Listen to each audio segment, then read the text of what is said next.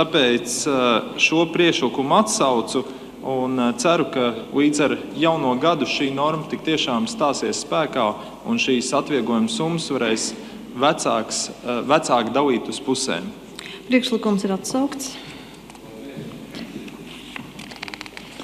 Jā, par šo priekšlikumu mēs diskutēsim vēl nākamā gada budžeta skatīšanas laikā.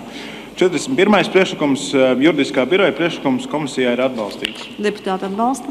42. deputāta Valde Kalnozola priekšlikums komisijā nav guvis atbalstu. Uzsākam debates. Vārds deputātam Valdim Kalnozolam.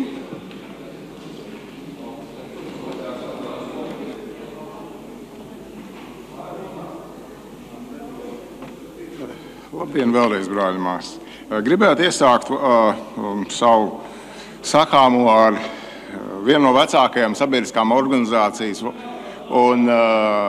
kur mērķis ir gaismu nešana, ar vārdiem, kas ir viedi galvenajām Eiropas reliģijām, jūdaismam, kristietībai un islamam, ar viedā lūgas vārdiem.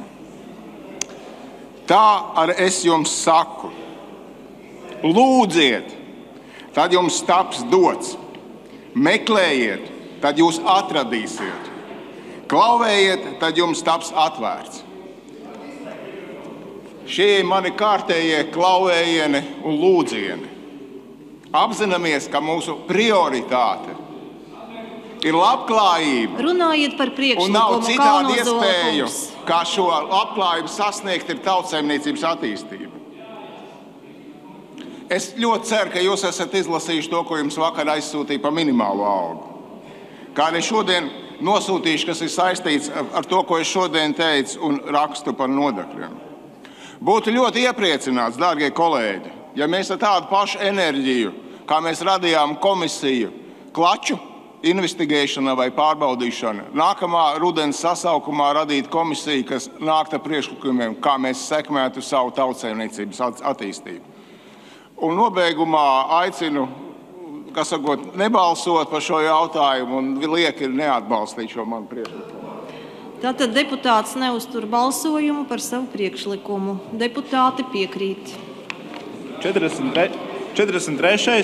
deputāta Igora Pimenova priekšlikums komisijā nav atbalstīts. Uzsākam debates. Vārds deputātam Igoram Pimenovam.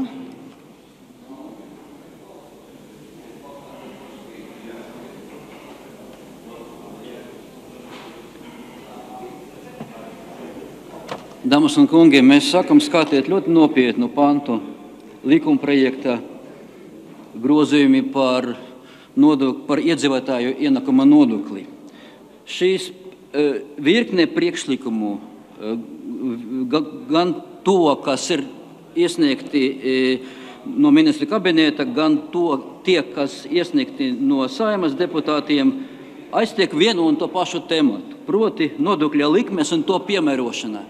Tieši šajā